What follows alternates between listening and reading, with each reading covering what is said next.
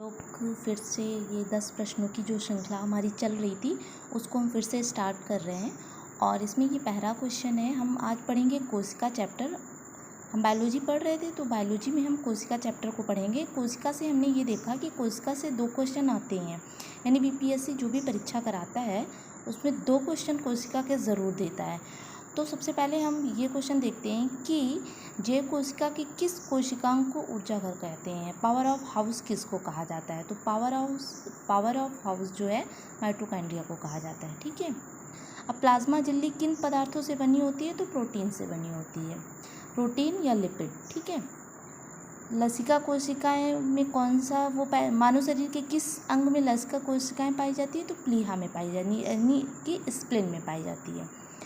किस जीव में लिंग गुणसूत्र नहीं पाए जाते हैं, तो छिपकली में नहीं पाए जाते हैं। ठीक है। जंतु कोशिका में अनुपस्थित क्या होती है, यानी जंतु कोशिका में कोशिका भित्ति नहीं पाई जाती। क्वेश्चन ये पूछा जाता है, कभी कभी क्वेश्चन में ये देते हैं कि जंतु कोशिका और पादप कोशिका, तो ये पूछते हैं कि किस कोशिका में कोशिका भित्ति नहीं पाई जाती, यानी सेल वॉल नहीं पाए जाते। तो आप ये जान के रखिए कि जो सेल वॉल होते हैं वो जंतु कोशिका में नहीं पाए जाते। पीट पिंड कहाँ पाई जाती है, तो ओवरी में पाई जाती है। अब हम आ जाते हैं, ये क्वेश्चन कोई इंपॉर्टेंट नहीं है, नीचे आ जाते हैं। केंद्रक के अतिरिक्त कोशिका की किस कोशिकांग में डीएनए उपस्थित होता है, तो ये भी प्रश्न पूछा जाता है। इसको हम जान के रखेंगे, हरित लवक होता है।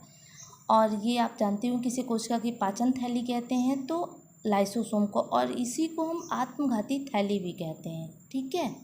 यानी कि पाचन थैली लाइसोसोम और आत्मघाती थैली लाइसोसोम। ठीक है। मनुष्य के किस ऊतक में जन्म के पश्चात कोशिका विभाजन नहीं होता, तो तंत्रिका। सभी लगभग सभी कोशिकाओं में होता है, लेकिन तंत्रिका ऊतक होता है उसमें कोशिका विभाजन नहीं होता है। कौन सा भाग पादप तथा जंतु कोशिका में पाया जाता है, तो कोशिका झिल्ली, कोशिका द्रव्य और केंद्रक।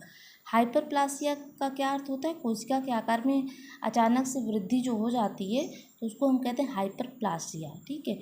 जीन सब सर्वप्रथम किसने प्रतिपादित किया था, जॉनसन ने किया था। ये उतना इम्पोर्टेंट नहीं है, हम नेक्स्ट पे चलते हैं। तो ये नेक्स्ट क्वेश्चन आप ये देखिए, कोशिकांग प्रोटीन संश्लेषण में सहायता करता है, तो राइबोसोम्स करता है। और इम्पॉर्टेंट क्वेश्चन ये है कि मानव शरीर में गुणसूत्रों की संख्या कितनी होती है, तो 46 होती हैं। ठीक है। कभी कभी जोड़े पूछ लिया जाता है तो इसका हम हाफ कर देंगे। ठीक है।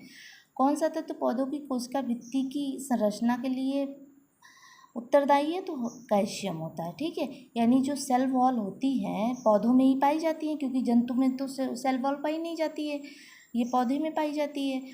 तो किसकी बनी होती है, तो कैल्शियम। ठीक है। सबसे छोटी जीवित कोशिका कौन सी होती है, तो माइकोप्लाज्मा होती है। किसे जीवन का भौतिक आधार मानते हैं, तो जीव द्रव्य को। ठीक है। प्रोटोप्लाज्म को मानते हैं।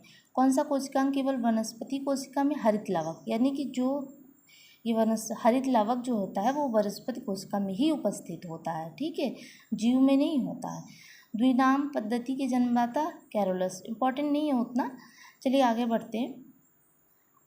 हाँ, ये इंपॉर्टेंट है कि किस कोशिकांग को ट्रैफिक पुलिस की संज्ञा दी गई है, तो गोल्जी कॉय को दी गई है। यानी कि ट्रैफिक पुलिस की संज्ञा किसको दी गई, गोल्जी कॉय को दी गई। ठीक है।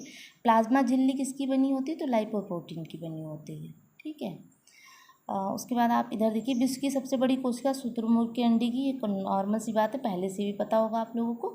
मानव शरीर में सबसे छोटी कोशिका, तो ये होती है सेरिबेलम की। ठीक। मानव शरीर की सबसे बड़ी कोशिका, तो ये होती है ओवम की, अंडाणु की। मानव शरीर की सबसे लंबी कोशिका न्यूरॉन्स होती है। ठीक है। पुरुषों में सबसे छोटी कोशिका शुक्राणु होती है। सबसे बड़ी पादप कोशिका कॉर्लियोडेक्सिफोलिया होती है। तो ये रहे हमारे इम्पॉर्टेंट क्वेश्चन।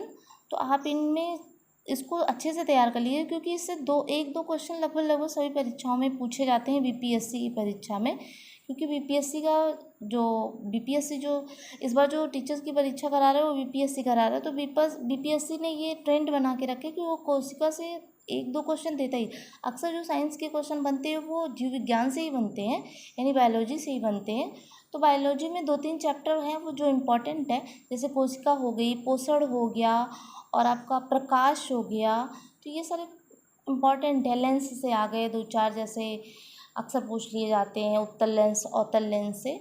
तो ये आप जान के रखिएगा कि 2-3 चैप्टर ऐसे हैं, उनको आप पढ़िएगा। एक तो आप कोशिका यानी सेल को पढ़िएगा, पोषण पढ़िएगा आप। पोषण के बाद आप ये देखिएगा विटामिन्स के करिएगा, यानी कि कौन सा विटामिन किस में पाया जाता है, उसके वैज्ञानिक नाम क्या है, ठीक है, ये इम्पॉर्टेंट है। और उतना ज़्यादा फिजिक्स और केमिस्ट्री नहीं है, यानी कि जो भी क्वेश्चन पूछे जाते हैं बायो से पूछे जाते हैं, ठीक है। अगर 10 क्वेश्चन साइंस के पूछे गए, 10 में से 2 क्वेश्चन जो हैं केवल केमिस्ट्री फिजिक्स का हुआ, और 8 क्वेश्चन तो बायो से ही पूछे जाएंगे, ठीक है। तो आप लोग फिर तैयार करिए। ओके।